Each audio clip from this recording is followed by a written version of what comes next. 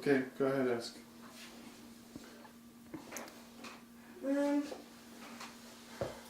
How old were you when the Germans took you, and what things happened that day before you left?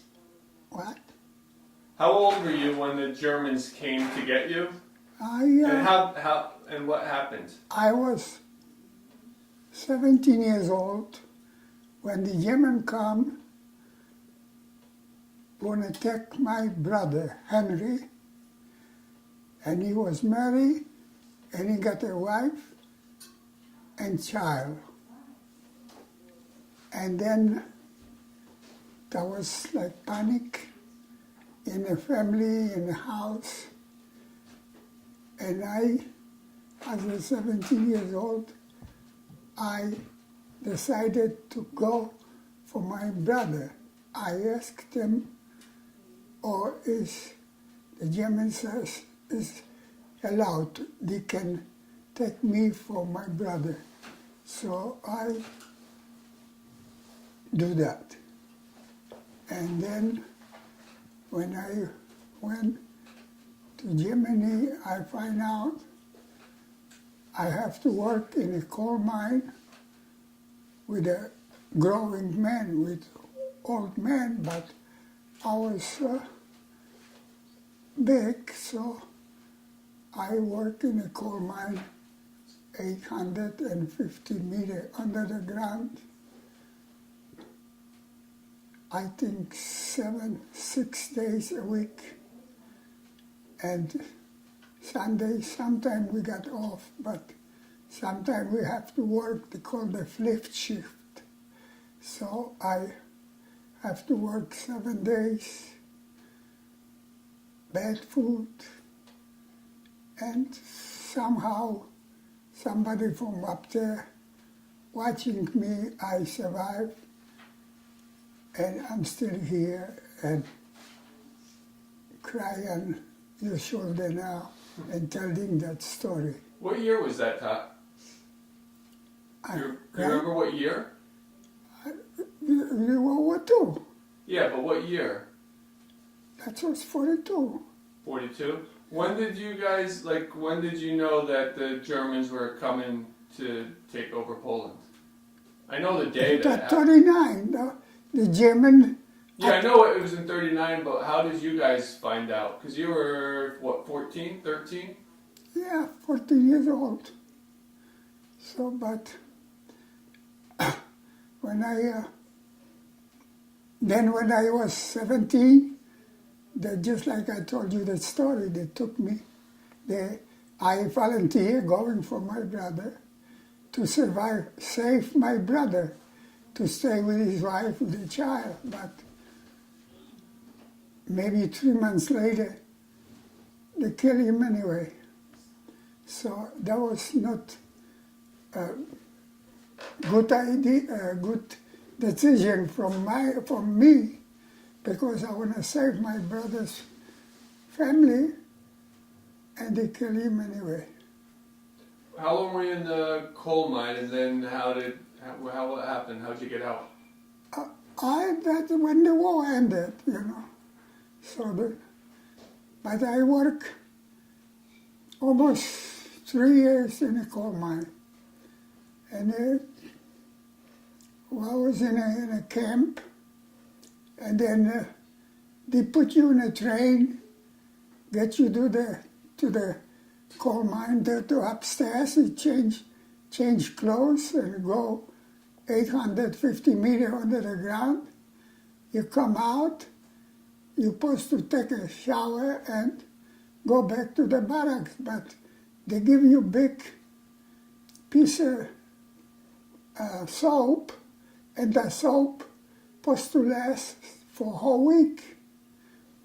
And then that's the big piece, that soap, that's cheap stuff. And then when you take a shower and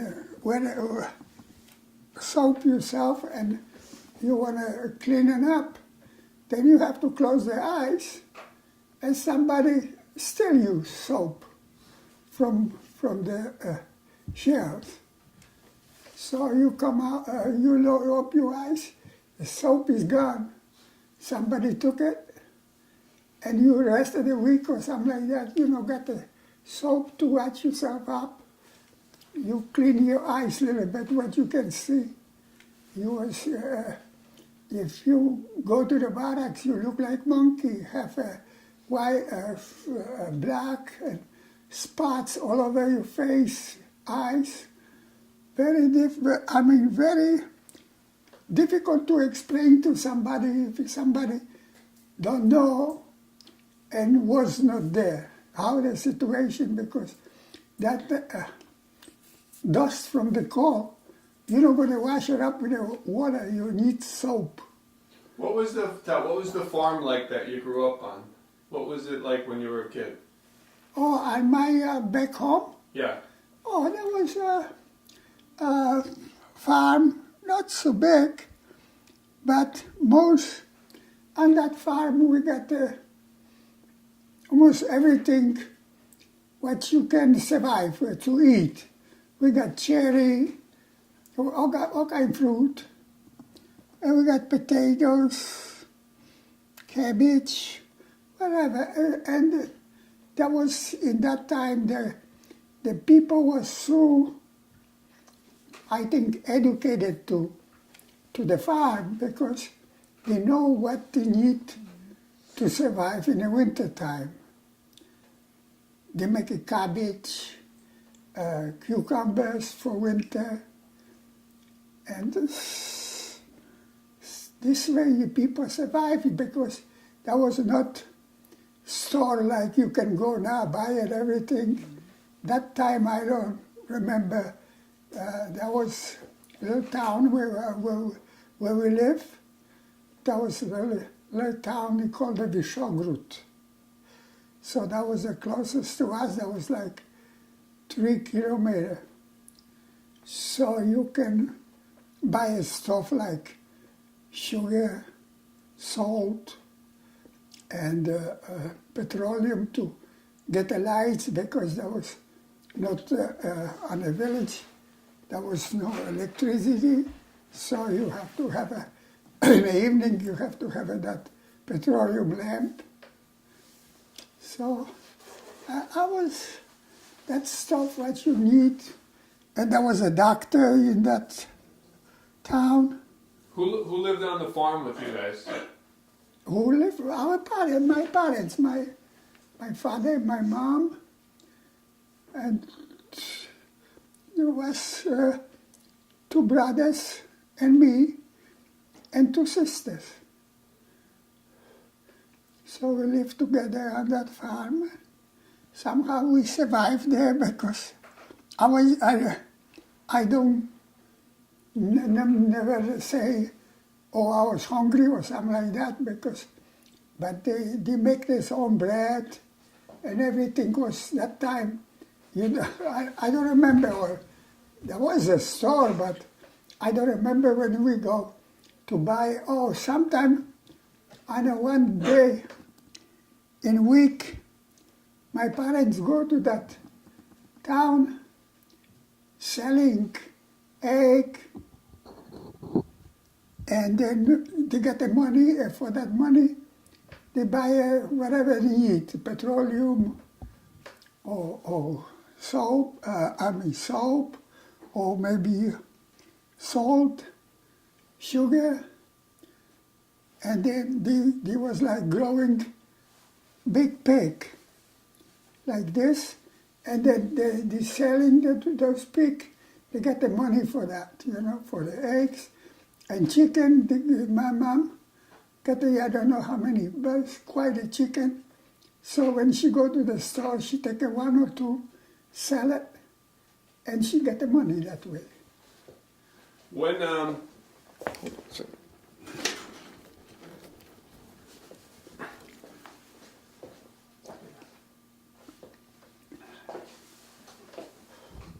When did talk about when you found out that you were gonna be out of the work camp? Because you didn't even know, you just woke up, right? Something like that. Now when the war is war has ended. Before the war ended, the German already know the American was coming. So the German grabbed everything and run. That was in Westphalia in Germany. So then we don't know. They don't tell us nothing. We sit in a barrack and quiet, nobody say nothing. And we was like this, I don't know how many hours, maybe day or something like this. And then we come out, it's no more German. And no German, no American. And maybe a few hours later, the American come and they got us. And then what happened? Well, when the American comes, so they give us food, stuff like this, and there's everybody try to go a different way, but there's also they make American make a camp and send it people when you go home or something like this. They help you out to go home. So I decided to stay with the American because they offer us, work for them. So I joined civilian guards by 12 Air Force, and I spent it 3 years, maybe 4, and I become sergeant, was making money, good life. Good life, you have to go in the nighttime, we was watching the German for a while, because after the camp was empty, the German goes to the camp, and we was the guards, you know. But like after the war ended, everybody goes split his own way. But I decided to stay with the American because they offer us job, and so I took it. I stayed because I don't know. I was scared going home because I don't know, that was very bad that time. So then how did it end up that you went from Germany to, you came here? Oh, that's why they offer us, you serve 2, 3 years, 4 years, for how much? They offer you, if you be good, you don't get in trouble, you can go to United States. And that happened to me. I don't get any trouble, so I come to United States. So I'm still here. Oh, Irene come. No.